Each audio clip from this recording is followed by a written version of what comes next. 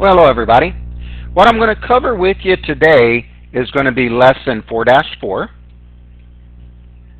I'm going to kind of take you into a new math world today, a world that you haven't been in called imaginary numbers. What you need in front of you today is you need the day 11 class notes. Those will be the notes that I'll go through with you on this. The things that I did with them today, I answered questions over their worksheet. We did take a homework quiz, so if you're watching this video, that means you missed that, so we need to get you in before school, after school, or during seminar and get that made up. And then it's going to tie into what we did last time with the radicals. If you understood last time okay, this time won't be bad. Like I said, there'll be something that you've never seen before, but once you remember one or two little rules, it'll go by pretty nice for you. So like I said, what I did is I answered questions for them. There's those blank screens. And we did that homework quiz. And let me get to the class notes here. But where I'm going to take you today is what's called imaginary numbers. Imaginary numbers will be something that you've never seen before. Oh, okay, you can laugh because you can think about the word imaginary. But engineers use them to study stresses on beams for the bridges that you cross over, make sure those won't collapse because of the vibrations. Imaginary numbers are used anytime there's a vibration, anytime there's movement that could go back and forth. Complex numbers helps us study the flow of fluid around objects, such as water around a pipe. They're used in electric circuits. They help in transmitting radio waves. So if it weren't for the imaginary number I, you wouldn't be able to talk on your cell phone, Lord forbid, nor would you be able to listen to the radio. So I'm just going to scratch the surface on what imaginary numbers are for you. Where they come from is mathematicians wanted to always be able to state that there would be an answer. So if you look at the top of your examples there, right here is the graph of y equals x squared plus 2x plus 4. And I'm going to ask you, does the graph have any x-intercepts? Well, remember down here is our x-axis. So, nope, there's no x-intercepts on that. That means, since there's no x-intercepts, that means there's no roots or solutions. It's not factorable because it doesn't cross the x-axis. So that means there's no real solutions. But there are two imaginary solutions. And I'll show you how we'll come up with those as we go today. Where I need to take you, though, there's going to be one little rule. If you can remember this, and write this at the top of your paper if you would, we're going to define the square root of -1 to be the imaginary number I. The square root of -1 is an I. After we get going, you'll just realize this.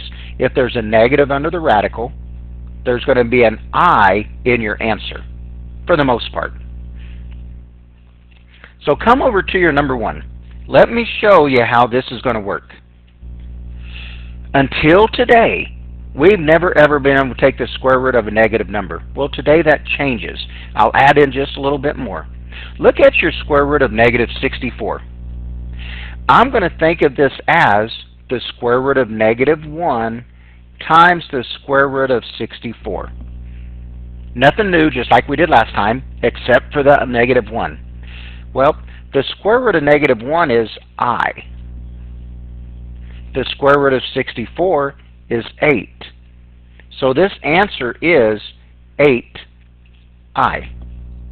After you see a couple of them, you're going to start just seeing the answers. Square root of -100, I'm going to think of this as the square root of -1 times the square root of 100. The square root of -1 is I. The square root of 100 is 10. So this answer, 10I. Now with that being said, let me kind of give you the other main rule today while we're here. Let's look at the square root of +100 for a second. That answer is 10 because 10 times 10 equals 100. That's why that works. Well, let's check out this 10I stuff though. I'm going to go 10I times 10I. And when I do that, I'm going to get 10 times 10 is 100 I squared. Well, here comes another rule for you. If you would, write this also at the top of your paper. I squared is defined as -1. The reason that is, the square root of -1 is I. If I square both sides, on the left-hand side, the radical and the squared cancel each other out. So I've got -1 equal I squared.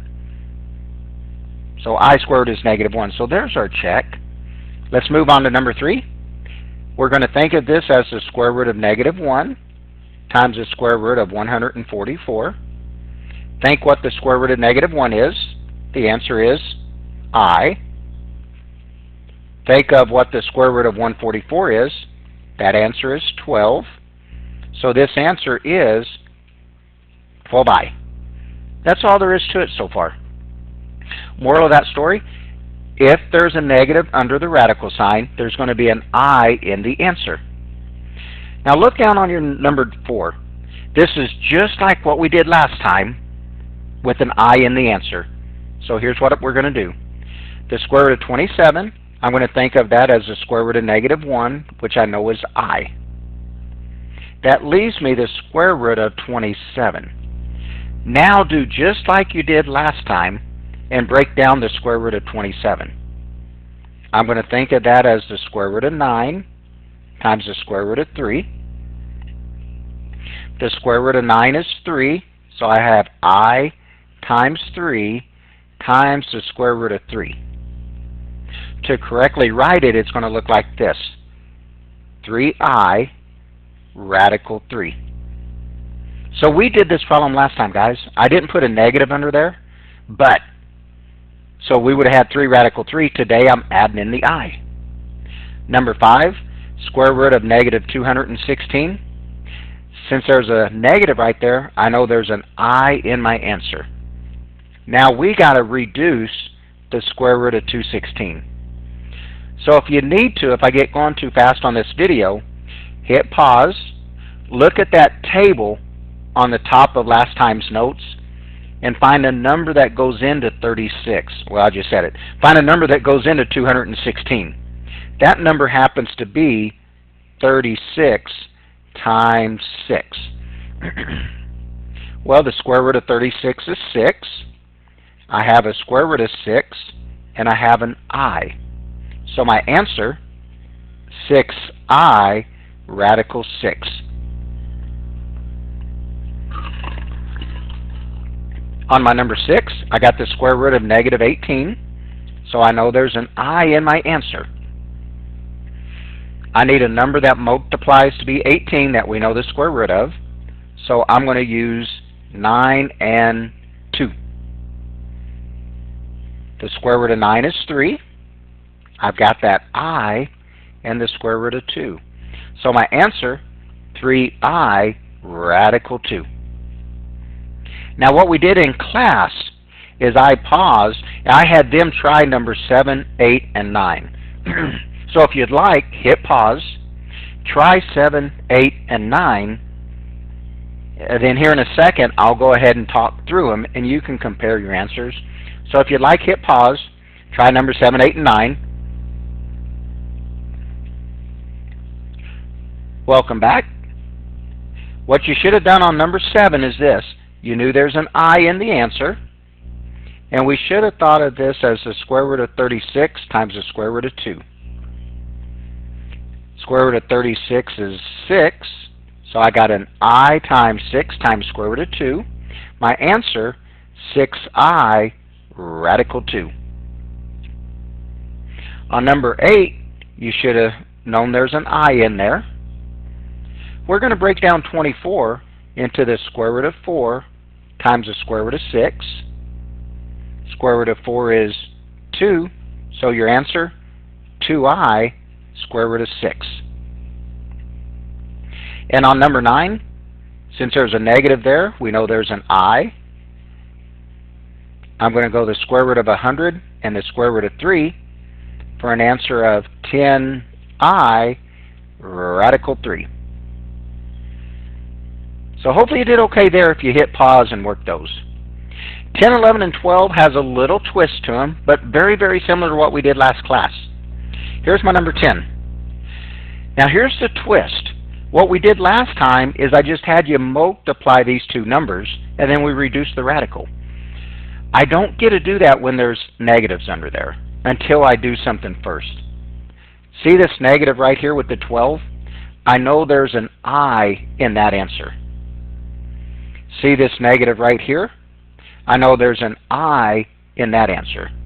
So I've got I times I for a second. We'll talk about that here in a second again. Now I'm going to go 12 times 3 is 36. I now have I squared times, and the square root of 36 is 6. What we talked about a couple of seconds ago or a couple of minutes ago, another name for I squared is negative 1. So I've really got negative 1 times 6. So this answer becomes negative 6. So notice that there's no I in my answer. Since there's two negatives in there, I had two I's. I squared became 36. Same thing on number 11. I've got square root of negative 6, square root of negative 15. So there's an I for that answer and a square root of 6. There's an I for that answer and a square root of 15. Multiply your two radicals together.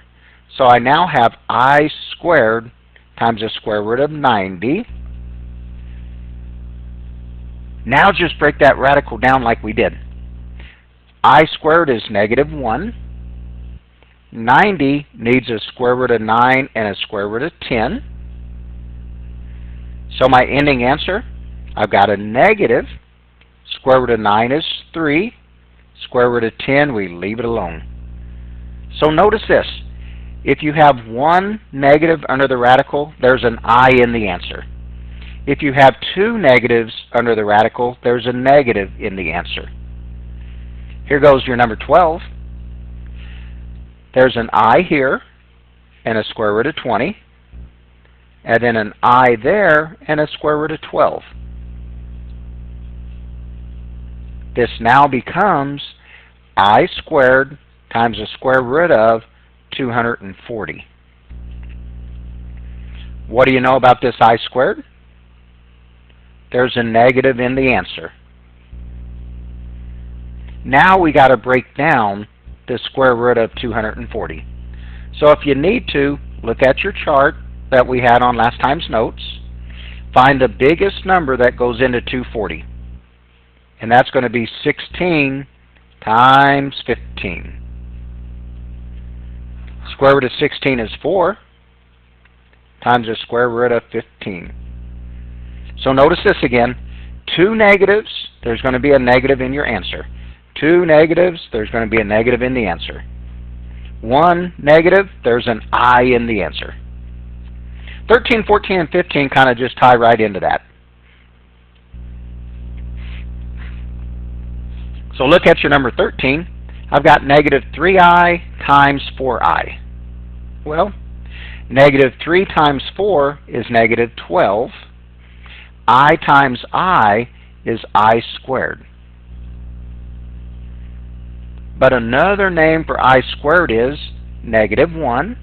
So this becomes negative 12 times negative 1. So my answer is really positive 12. Here goes my number 14. I've got negative 5 times 3, which is negative 15. And I've got I times I, which is I squared. Another name for I squared is negative 1. So I've really got negative 15 times negative 1. So I've got 15.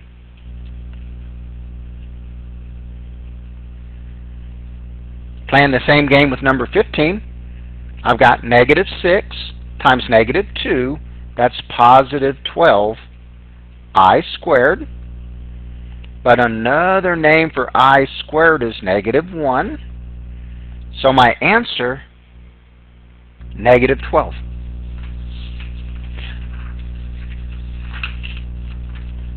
So there's where we are so far.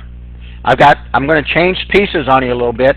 Nothing that we're going to do today is totally new, except for some of them's going to have an I in the answer. So if you would, pop over to your number 16. I'm going to show you what's called the square root property real fast. I'm going to solve x squared plus 64 equals 0. What we want to do on these guys is get your x squared all by itself. So I'm going to do this. I'm going to go x squared equal, and I'm going to subtract the 64 to the other side. Now to get rid of the squared, I'm going to square root both sides. So I'm going to have this for a second.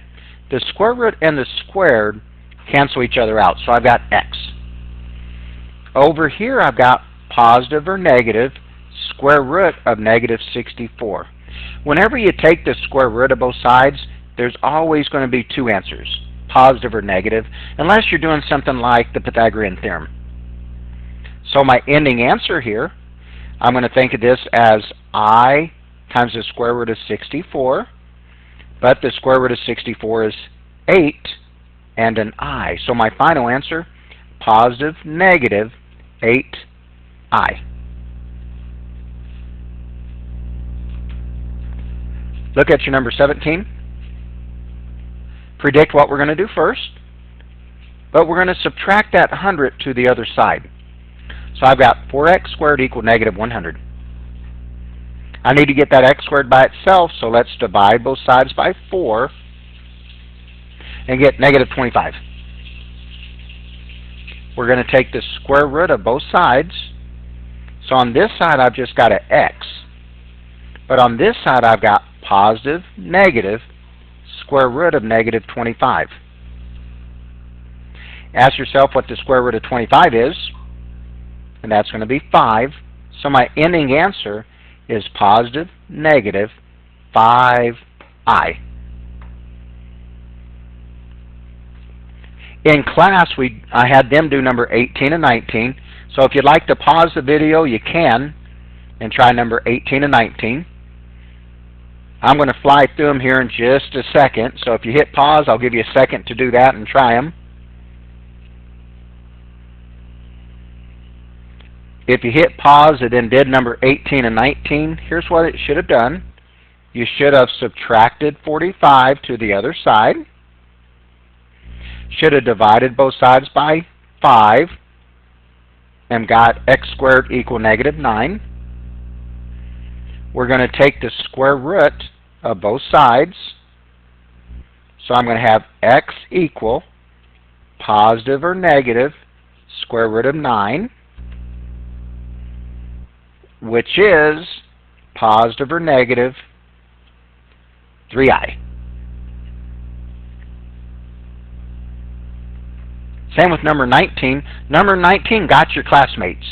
We're going to divide both sides by negative 9 and get negative 1. We're going to take the square root of both sides.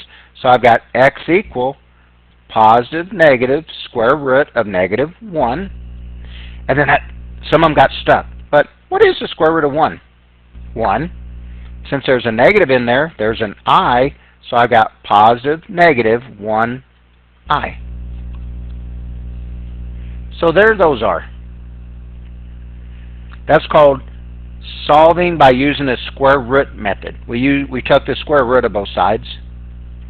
And then if you will, look at your number 20 on. There's nothing new here. You have done everything on this page except for the I squared. And you can think, well, no, Mr. Harris, we haven't done anything like number 20. We have. Earlier in the year, I gave you some stuff like this. 5x plus 2 plus 3x minus 11. And then what we did is we thought of this as 5x plus 2 plus 3x minus 11. And then you went and combined your like terms. So this just came out to be 8x minus 9. That's the same thing we're going to do here. There's a plus sign right here.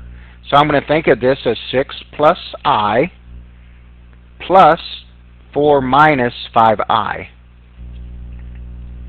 Go combine your like terms. Combine 6 and 4 and get 10. Combine 1i and negative 5i just like you would combine 1x minus 5x. 1x minus 5x would be negative 4x. Well, 1i minus 5i is going to be minus 4i. So just like we did before, guys, but there's an answer with an I in it. That's the only difference. Here goes number 21. Since there's a plus sign, I can drop the parentheses. So this becomes 8 plus 3i plus 6 minus 2i. I'm going to combine 8 and 6 and get 14. I'm going to combine 3i and minus 2i and get positive 1i. And then we got it. So like we did early in the year, like chapter 1. Here's number 22 and 23. Number 22 and number 23 become minus signs, of course, in between. We did these earlier, but just let me remind you, when there's a minus sign here, we're going to distribute that minus sign. We're going to treat it like a negative 1. So this becomes 4 plus 6i. If I distribute this negative sign, I got negative 1 times negative 1. That becomes plus 1. Negative times 2i becomes minus 2i. So I just distributed this negative sign. Negative times a negative made positive 1. Negative 1 times 2 became negative 2i. Now just combine your like terms. 4 plus 1 becomes 5. 6i minus 2i becomes positive 4i. Then we got it. Number 23 is going to become negative 2 plus 5i. Notice that I didn't change anything in that first parenthesis. But now distribute this negative sign. So the opposite of positive 1 is minus 1 plus 5i. Negative 1 times negative 5 is positive 5. Go combine your like terms. Negative 2 and negative 1 make negative 3. Positive 5 and positive 5 make 10i. So there's our number 22 and 23. Just like we've done before.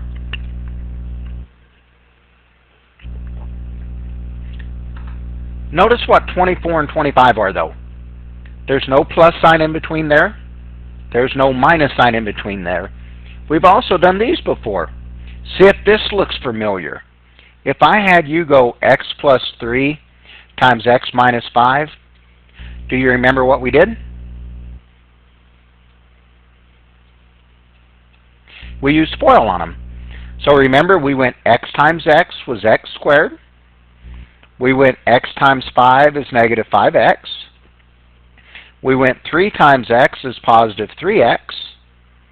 And 3 times negative 5 is negative 15. And then we combine any like terms. 24, 25, 26, 27, 28, and 29 are going to be FOIL problems. There's just one little twist. An I squared is going to show up. And then do you remember what we do with an I squared? Change it to negative 1. So here's what your number 24 looks like. I'm going to go 2 times 3 is 6. And then I'm going to go 2 times negative I, which makes negative 2i. And then I'm going to go I times 3, which is 3i. And then I'm going to go I times I. So I'm going to go 1 times 1. So I've got minus 1i squared. So there's where we are for a second. Here's the only little twist. My 6 stays the same. I'm going to combine negative 2i plus 3i and get positive I. Now remember earlier, another name for I squared is negative 1. So this really becomes negative 1 times negative 1, which is really positive 1. All the I squared really does is changes that sign. So my final answer, 6 plus 1 is 7 plus 1I. So there's that answer, guys. Here's my number 25, another FOIL problem. I'm going to go 4 times 1 is 4. 4 times negative 2I is negative 8I. Negative 2I times 1 is negative 2I. Negative 2I times negative 2I. Negative 2 times negative 2 is positive 4I squared. But remember, I squared is negative 1, so this really becomes 4 minus 10I, negative 8 and negative 2, minus 4. I squared is negative 1 times 4 makes that a negative. These cancel out. My answer, negative 10I. To write it, sometimes you'll be asked to write it in the form of A plus BI, then it would just look like this. 26, 27, 28, and 29 are kind of the same thing, but I'll fly through them real fast. 26, another good FOIL problem. So 5 times 4 is 20. 5 times I is negative 5I. Negative 2I times 4 is negative 8I. Negative 2 times negative 1 is positive 2I squared. So now I've got 20 minus 13I, negative 5 and negative 8. And then think about what positive 2I squared becomes. Negative 2. Final answer, 18 minus 13I.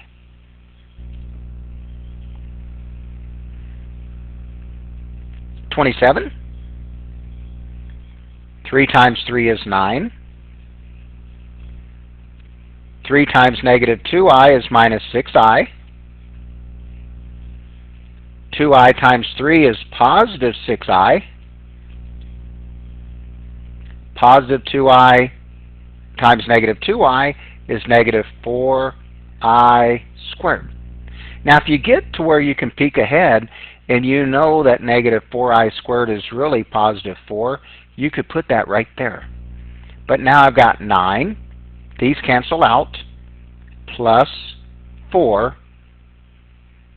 So I'm going to get 13. Looks like I got 2 problems left is all. They're just like those two, but I'll hit them just in case you need to see them. This would become 16 plus 20I minus 20I minus 25I squared. So I've got 16. These are out of there. Plus 25. Ending answer, 41. If it's a difference of squares, meaning the same things but different signs, you're going to get a number down there. Last but not least, I've got 11 times 11, 121, minus 4I. Oops, how about minus 44I? And then plus 44I minus 16I squared. Once again, these cancel out. So I've got 121 plus 16, since I squared is negative 1. This ending answer, negative 137. Now the assignment, you should have on assignment a day 11 assignment. If you follow the notes that we did, you'll be A-OK. Good luck with it.